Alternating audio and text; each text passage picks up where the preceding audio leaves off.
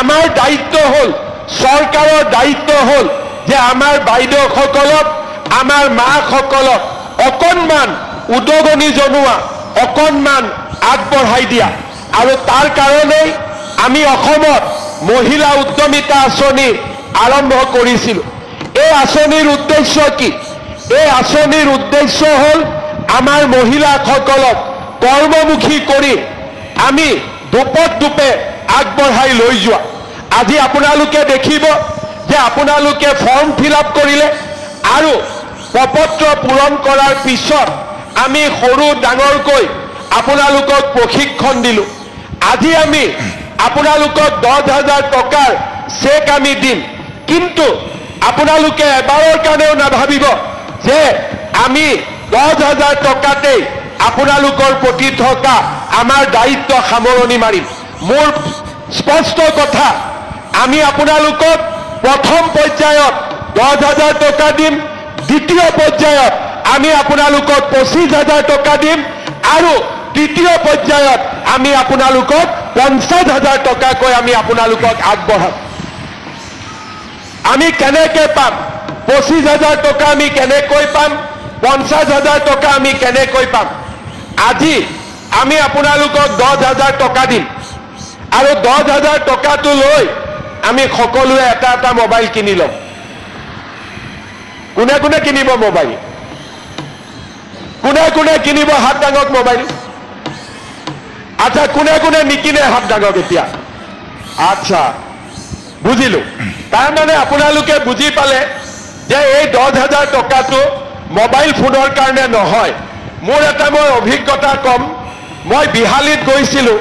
তেতিয়া প্ৰথম আৰম্ভণি 10,000 টকাকৈ বিলালো ষ্টেজৰ পৰা নামি আহোঁতে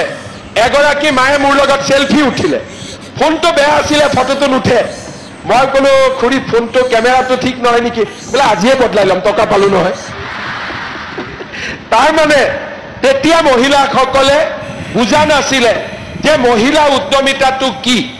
বহুতে মোক সোধে গছ ৰুলো 10,000 টকাটো অহাই নাই দেখোন গছ ৰুবৰ কাৰণে আমি 10,000 টকা দিয়া নাই আমি কিয় দিছো যে আপোনালোকক লাহে লাহে এটা পৰিৱেশলৈ লৈ যোৱা অকণমান এডাল গছ ৰুলো ছোৱালীজনীক স্কুলত পঠিয়ালো আৰু লগতে ক'লো যে 3টাতকৈ বেছি বাচ্চা জন্ম নিদিব হয়নে নহয় এতিয়া যাৰ 8টা 9টা আছে তেওঁলোকে আঁচনি পোৱা নাই আৰু কাৰণ 8টা 9টা থাকিলে কেনেকৈ উৎপাদনমুখী কাম কৰিবতো নোৱাৰে সেইকাৰণে আমি নিয়ম কৰিলোঁ যে 3টা সন্তানৰ মাতৃসকলকে এই আঁচনি আমি দিম যাতে ল'ৰা ছোৱালীক পঢ়াবও পাৰে আৰু উৎপাদনমুখী কামো কৰিব পাৰে আজি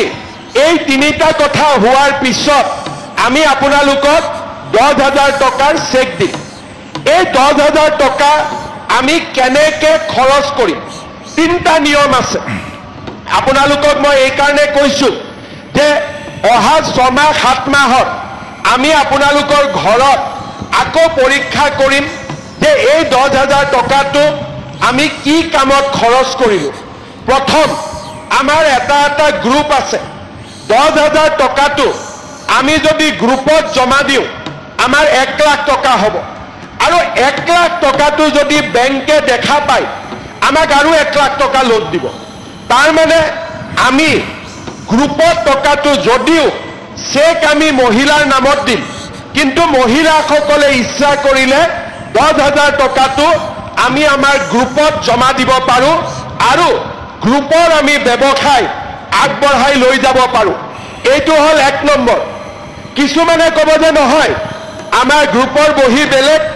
গ্ৰুপৰ একাউণ্ট বেলেগ গতিকে এই টকাটো আমি গ্ৰুপত নিদিওঁ ভাল কথা আমি যদি গ্ৰুপত নিদিওঁ টকাটো দি আমি কি কৰিম যিকোনো এটা ব্যৱসায় আমি আৰম্ভ কৰিম ছাগলী হওক কুকুৰা হওক আমাৰ হাল হওক বা আন সৰু সুৰা দোকান যাৰ য'ত আছে আমি তেনেকৈ কিবা এটা নতুন ব্যৱসায়ত আমি 10,000 টকাটো খৰচ কৰিম তৃতীয় যে মই কিবা এটা যদি কৰিব যাওঁ 10,000 টকাটো যথেষ্ট নহয় গতিকে 10,000 টকা দি মই যদি কিবা এটা কৰোঁ মই হয়তো সফল নহম মই কি কৰিব পাৰোঁ যে মোৰ স্বামীৰ ইতিমধ্যে এটা ব্যৱসায় আছে স্বামীৰ দোকান আছে স্বামীয়ে আন কিবা ব্যৱসায় কৰে স্বামীৰ ব্যৱসায়টো যদি আমি এই 10,000 টকাটো লগাই দিওঁ তেতিয়াও আমি কিছুদিন পিছত চৰকাৰক ক'ব পাৰিম যে এই টকাটো মই মোৰ হাজবেণ্ডৰ বা স্বামীৰ ব্যৱসায়ত খৰচ কৰিছোঁ মানে মই তিনিটা ৰাস্তা আপোনালোকক দেখুৱাইছোঁ প্ৰথম গ্ৰুপৰ জৰিয়তে দ্বিতীয় নিজে আৰু তৃতীয় হ'ল মোৰ স্বামীৰ ব্যৱসায়ত এই 10,000 টকাটো আমি খৰচ কৰিলোঁ কাৰণ আমি বিশ্বাস কৰোঁ যে এখন ঘৰ স্বামী আৰু স্ত্ৰীৰ সহযোগতহে এখন ঘৰ আগবাঢ়ি যাব পাৰে শ্ৰদ্ধাৰ আই মাতৃসকল এই 10,000 টকাৰ ভাল খৰচ হোৱাৰ লগে লগে 1 নম্বৰ 2 নম্বৰ 3 নম্বৰ যিটো ৰাস্তা দিয়ে যাওক কিয় এই কামখিনি আপোনালোকে কৰাৰ পিছত চৰকাৰে অহা বছৰ আপোনালোকক 25,000 টকাৰ ব্যৱস্থা কৰি দিব তাৰ পিছত 25,000 টকাৰো যেতিয়া ভাল খৰচ হ'ব আমি আপোনালোকক 50,000 টকালৈকে আমি আপোনালোকক আগবঢ়াই লৈ যাম এইটোৱে হৈছে আমাৰ কথা খালি এটাই মাত্ৰ আমাৰ চৰ্ত আছে সৰু চৰ্ত যে আজি আমাৰ সন্তান 3টা দ্বিতীয় ইনষ্টলমেণ্ট লোৱাৰ আগতে 4টা হৈ গ'ল তেতিয়াহ'লে আমি সেই মহিলাক আমি টকা নিদিওঁ কাৰণ আমি বিচাৰোঁ যে মহিলাজনীয়ে বাচ্চাৰ যত্ন লওক এইবিলাক কামত ঘূৰি ফুৰিলে বাচ্চাৰ পঢ়া শুনা ক্ষতিগ্ৰস্ত হ'ব আৰু সেইকাৰণে আমি বিচাৰিম যে আমাৰ লাখপতি বাইদেউ যিসকলে হ'ব খুজিছে 3টা সন্তানতে আপোনালোক আবদ্ধ হৈ থাকক মানুহে 2টা বুলি কয় কিন্তু আমি সংখ্যাটো কমি আহি আছোঁ কাৰণে মই 3টা কৈ দিছোঁ হয়নে নহয় আমাৰ নগাঁৱতো আমি বেছিকৈ গম পাওঁ যে আমি লাহে লাহে কমি নোহোৱাই হৈ যাব ওলাইছোঁ সেইকাৰণে আমাৰ কৰবাত নহয় কৰবাত 2টাৰ জেগাত আমি 3টা যাব লাগিব গতিকে 3টালৈকে আপত্তি নাই কিন্তু 4টা হ'লে 2টা কাম আমি একেলগে চলাব নোৱাৰোঁ কাৰণ ল'ৰা ছোৱালীক যদি এই পৃথিৱীলৈ আমি আনো পঢ়া শুনা কৰোৱাটো মাতৃ সমাজৰ এটা ডাঙৰ দায়িত্ব